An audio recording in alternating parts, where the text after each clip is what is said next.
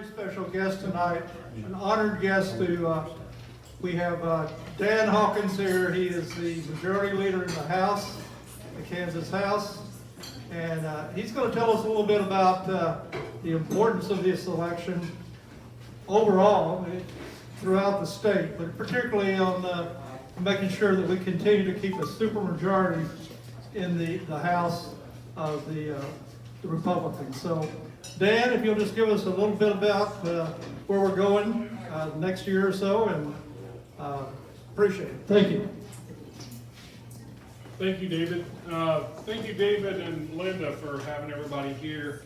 It's a pretty big job to open up your house and prepare all the food. And so I thank you for doing everything you can to get David elected. David, it's not going to be hard. I think I can keep that straight. I call him the new improved David. So we have a real opportunity this year. The election cycle is a little bit different. In that we have 36 Republicans that did not have a race, which is pretty amazing in and of itself. All right. So having 36 Republicans without a race is a big deal. It's a big deal for us because when it comes to the general election time, we have an organization called the Republican House Campaign Committee. And our goal is, and I got my chief fundraiser back here, Chris Crop. Chris, raise your hand. Chris is our RHCC chair, which this is his 4th year to be chair.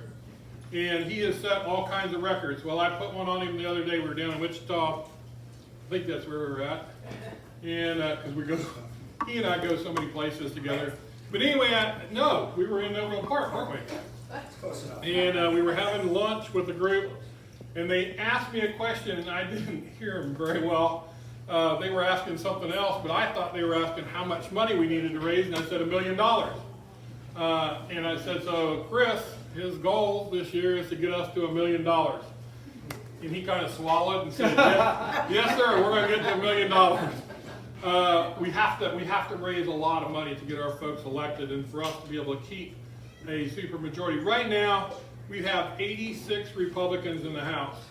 And you think, wow, that's a lot of Republicans. Yes, it is. But that means for us to get anything past the governor, we have to have 84.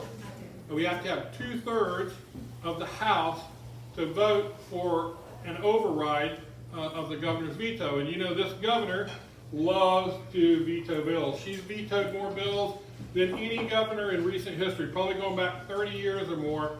She has vetoed more bills than any other governor. So that means for us to be able to pass something, we have to be able to override her vetoes with an 84 vote. That means we can only lose 2 Republicans and still win. Sometimes we win, sometimes we lose. It just kind of depends on the issue. But we have won more than we've lost. I think we probably had, I don't know, were there 8 or 10 vetoes this year? Something like that. And we won pretty good share of them, probably 6 or 7, where we overrode the governor. I always have a hard time keeping track because it's, we're winning so much and we just want to keep winning. So it's hard to keep track of all of our wins. Last year she vetoed like 13 bills, and we in the House overrode 9 of those bills.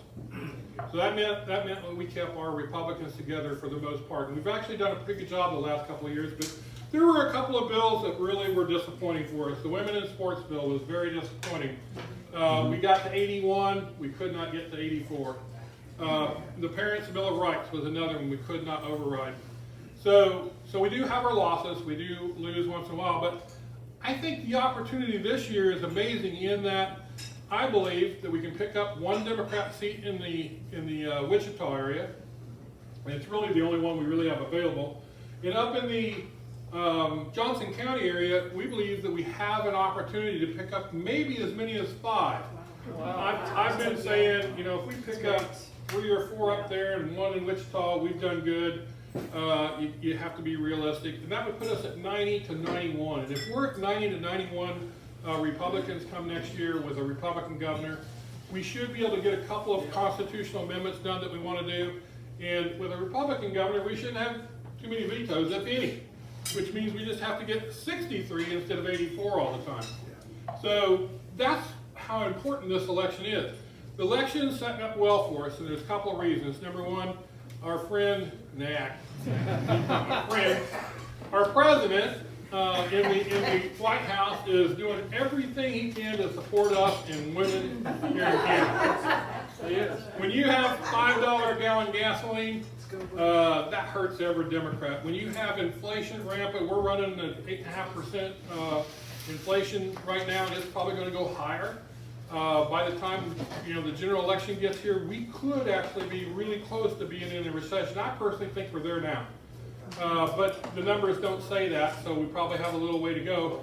But the economists are certainly saying that we will be, probably by the end of the year, we will be in a recession. And if we're in a recession, it's going to hurt, and it's going to hurt everybody. That's going to trickle down during this election, and so it's truly going to help us bolster our numbers. Then when we get there, we really have to do something with it. We have to make hay. We haven't, assuming we get in that position where we have a governor, we have a Republican governor, Derek Schmidt. Derek's a great guy. We have a Republican governor. We have a super majority in the House, 90 or so. We have the Senate, which is a very conservative Senate right now. We're going to have the ability to do some big things. I think hopefully most of you saw what the governor came out with, or the governor, I'm already calling him the governor, what the Attorney General came out with yesterday with his plan for doing away with taxes for retirees. Amen. Yeah. Big deal. That's huge. So, gotta get my time straight. I guess that's so. So last Saturday, Ty Masterson, the president of the Senate, and I met with the lieutenant, with the Attorney General. I just want to call him governor. I just want it to be over. Yeah, we don't mind. Just say future governor. We met with Derek down in Wichita, and he presented his plan to us before he brought it out to the public. And when he told me about it, I said, Derek, that's a winner. That may be the biggest thing you can do is to make it to where our retirees are not leaving our state day in and day out. Our biggest loss in this state is retirees going to Florida and Texas. Anywhere where they've got better tax situation than what we have. I said, that's a winner. And I said, you need to pound that and pound that and pound that. And he's going to.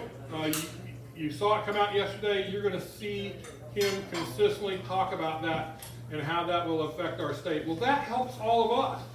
That helps every candidate that's running out there.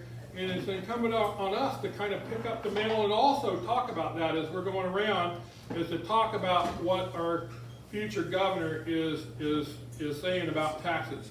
We are a very high tax state. Our taxes here on an individual basis, we're in the top 5 in the nation.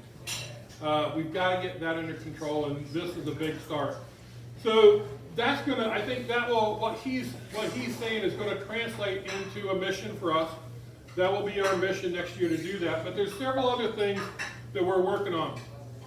You know, the presidents across the spectrum always talk about their first 100 days.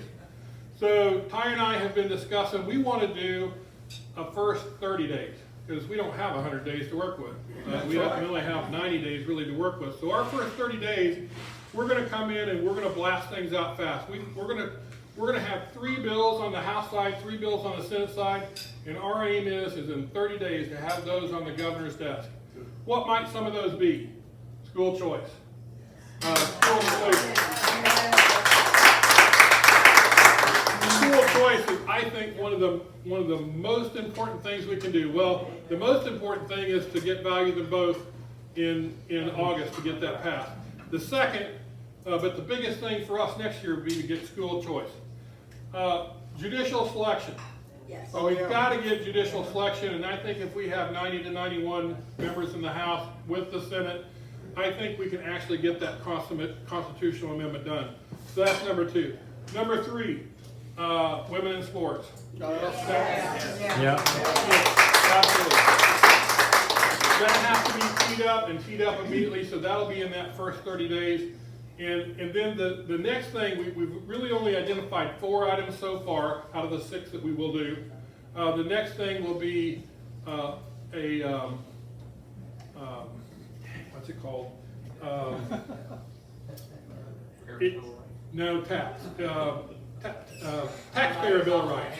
The taxpayer bill of rights, where literally, and it's done in different states in different ways, but where maybe it has to go to the vote of the public for us to have tax increases. But it'll be a taxpayer bill of rights. So those are 4 items. We'll still come up with 2 more before we get there. And we're probably going to come up with something with our future governor, something like Contract for America. It probably won't be called Contract for Kansas. We're going to come up with something catchy, and we're going to put this package together, and we as Republicans are going to go out there and start making things happen. And instead of going to session and waiting for it to happen, we're going to go out and make it happen. Yeah, absolutely. So to do that, we have to have people like Dave there with us. Dave is going to be very integral. He's a sharp guy. You all know him better than I do. I got to meet him once during session, and I loved him. I think him and his beautiful wife are going to come and really help us do a lot of great things in Topeka. Your support for him is unbelievably important. It takes volunteers, and I know he's already starting to build a team. It's amazing what's happening around here.